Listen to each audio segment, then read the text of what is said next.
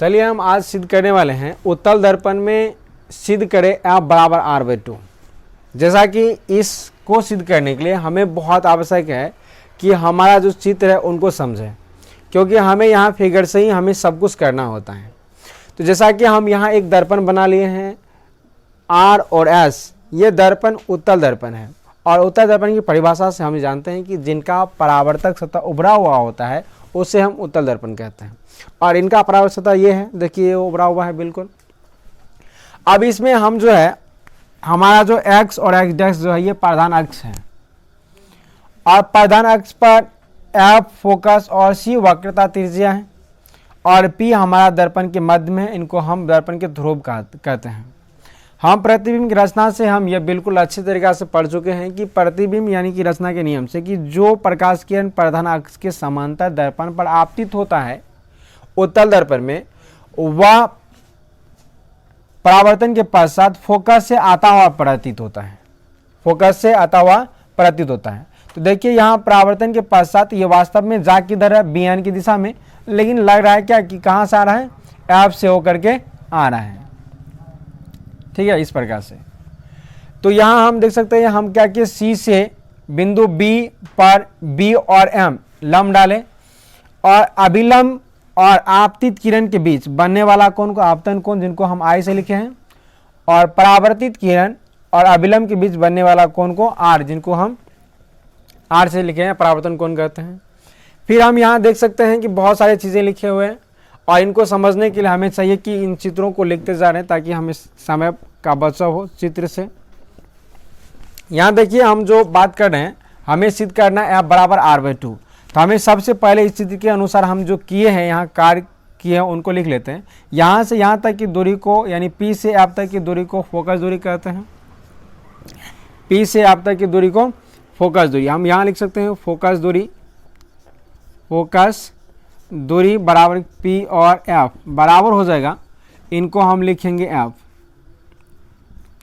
और दोस्तों यहाँ एक बात ध्यान में रखनी होगी कि जो हमें उत्तल दर्पण होता है उसमें फोकस दूरी और वक्रता त्रिज्या जो होता है वो हमारा प्लस में होता है चिन्ह परिपाटी के अनुसार। तो हम यहाँ चिन्ह परिपाटी का जब प्रयोग करेंगे तो हम यहाँ लिख सकते हैं कि प्लस है। फिर अगर हम देखें वक्रता त्रिज्या की बात करें तो यहाँ से ही हम नापेंगे यहाँ इधर की दूरी।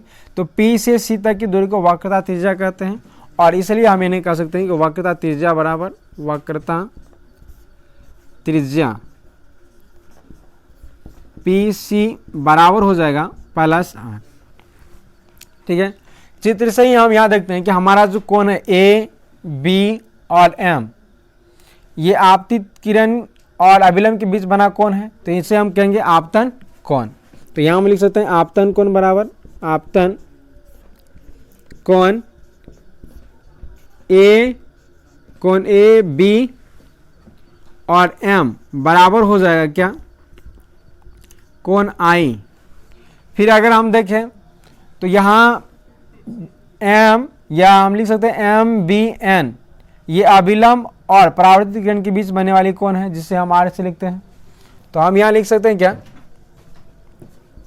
परावर्तन कोण, परावर्तन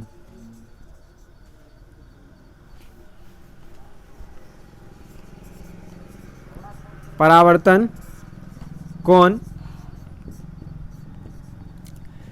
MBN और इनको लिख सकते हैं हम R। हम परावर्तन के नियम से जानते हैं क्या कि कोण I बराबर होगा कोण R की, और ये होता है परावर्तन के नियम से,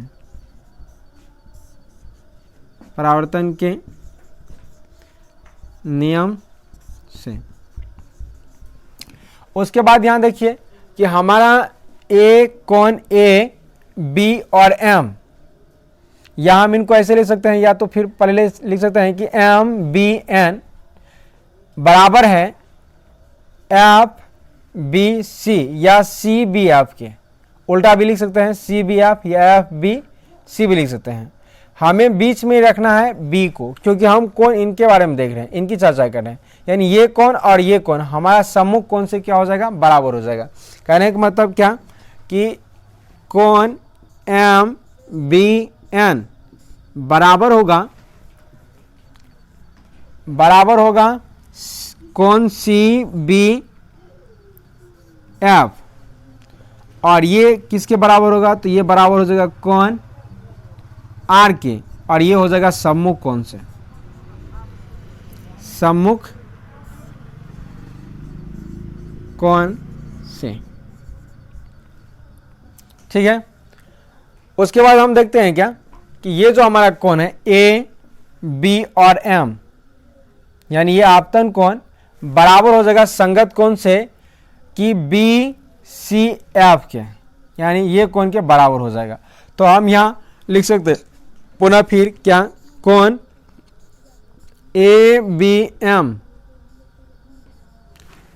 बी एम बराबर होगा कोण बी सी एफ, और इनके बराबर हो जाएगा कोण आई, और ये हो जाएगा संगत कोण से, संगत कोण से। अगर दोस्तों ये कोण और ये कोण परावर्तन कोण से, परावर्तन के नियम से क्या होता है, बराबर हो जाता है, और ये कोण यानी ए बी और एम बराबर होगा बी सी और एफ के संगत से, तो इसका मतलब जितना ये है वही चीज़ ये है। उसके बाद पुनः क्या कि हमारा जो एम बी एन है यानी कोण आर, और ये बराबर होगा किसका, तो सी बी एफ के सम्मुख कोण से। इसका मतलब ये जितना है वही इतना है, और जितना यह है पुनः फिर क्या कोण सी भी उतना ही है। इसका मतलब ये हो गया कि हमारा जो त्रिभुज है बी सी एफ, त्रिभुज बी सी एफ ये एक समद्विबाहु त्रिभुज हो गया।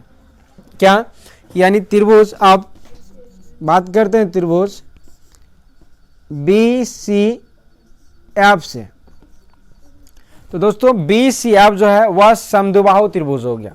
क्यों, क्योंकि इनका दो कोण आपस में एक दूसरे के बराबर है। जब किसी भी त्रिभुज में दो कोण आपस में बराबर होता है इसका मतलब त्रिभुज होगा समद्विबाहु, और समद्विबाहु होने का अर्थ भी है कि उनका दो भुजा आपस में बराबर होना चाहिए। ठीक है, तो ये दो भुजा आपस में क्या हो जाएगा, बराबर होगा। तो पहले आप इनको एक बार नोट कर लीजिए या स्क्रीनशॉट ले लीजिए और आगे बढ़ते हैं। आशा करते हैं आप स्क्रीनशॉट ले लिए होंगे, तो इनको मिटा रहे हैं और आगे देखते हैं इनका जो काम बाकी रह गया है।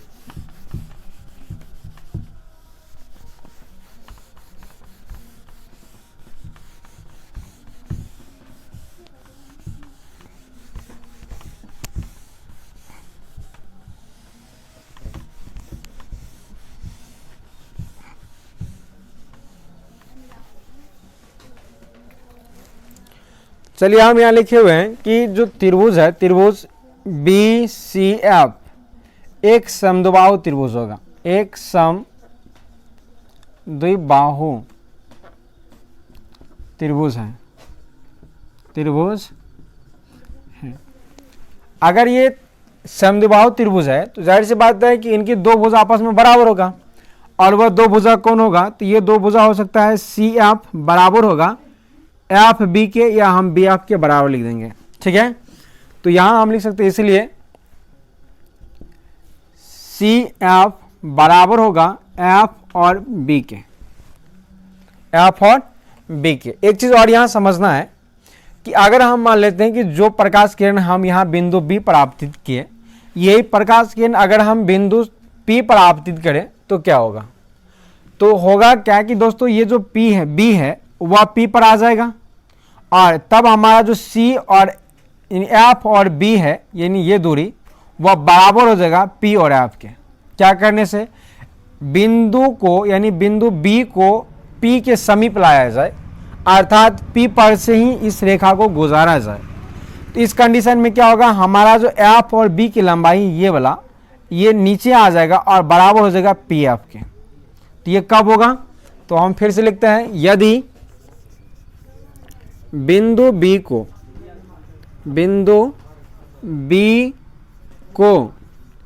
पी के समीप, बिंदु बी को पी के समीप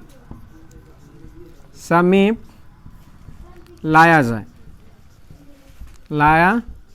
जाए तो एफ बी बराबर हो जाएगा, या हम लिख सकते हैं पी एफ बराबर होगा बी और एफ के, ये एफ बी के बराबर हो जाएगा। तब हम इन दोनों से देख सकते हैं क्या कि हमारा जो इन दोनों का राइट साइड बराबर है, इसलिए इनका लेफ्ट साइड भी क्या हो जाएगा, बराबर हो जाएगा। तो हम यहाँ लिख सकते हैं क्या, इन दोनों का बराबर है, तीसरा लिख सकते हैं सी एफ बराबर, इसलिए सी एफ बराबर हो जाएगा क्या, पी और एफ, पी और एफ बराबर हो जाएगा। आगे देखिए, हमें देखना था क्या कि पी सी और एफ, कहने का मतलब हमें सी और एफ के बीच संबंध के बारे में बात करना था। अगर हम यहाँ पी सी बराबर लिखना चाहे तो क्या हो जाएगा, पी सी बराबर लिखना चाहे तो हम इनको लिख सकते हैं क्या कि पी एफ प्लस क्या, एफ और सी या सी एफ, ठीक है। हम यहाँ लिख सकते हैं क्या, पी एफ प्लस होगा सी और एफ, सी और एफ, यानी यहाँ से यहाँ तक की दूरी और पुनः फिर क्या, यहाँ से यहाँ तक की दूरी पी और सी के दूरी के बराबर हो जाएगा, योग के बराबर हो जाएगा। तो हम यहाँ फिर ऊपर वाला समीकरण से हम यहाँ देख सकते हैं क्या, जो पी और सी है हमारा, और पी एफ की जगह पे तो यहाँ पी एफ हम लिखेंगे, लेकिन सी एफ की जगह पे हम क्या लिख सकते हैं, पी और एफ लिख सकते हैं। तो पुनः फिर क्या, हम पी और सी की बात करें तो ये आ जाएगा 2p और एफ। हम यहाँ चिन्ह परिपाटी का उपयोग करें तो पर भी और नहीं करें तो पर भी हम इनको लिख सकते हैं क्या कि यहाँ से यानी P से F तक की दूरी को हम लिखते हैं F और P से C तक की दूरी को लिखते हैं R। तो यहाँ हम देख सकते हैं कि P और C की दूरी जो हो जाएगा वह हो जाएगा हमारा R और 2 और PF की दूरी हो जाएगा हमारा F। और इस तरह से हम यहाँ देख सकते हैं कि F बराबर हो जाता है, F बराबर हो जाएगा R/2। देखिए हमें यही लाना था कि F बराबर R/2 सिद्ध करना था और ये सिद्ध हो जाता है। अतः हम यहाँ कह सकते हैं, अतः हम कह सकते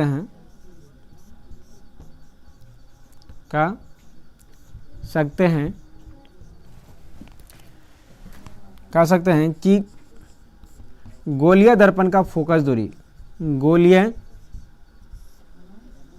दर्पण का फोकस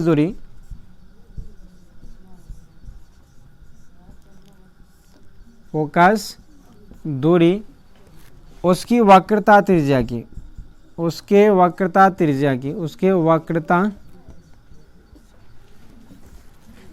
की आधी होती है, त्रिज्या की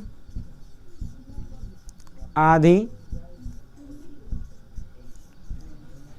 होती है। और इस तरह से हम यहाँ लिख सकते हैं प्रूव।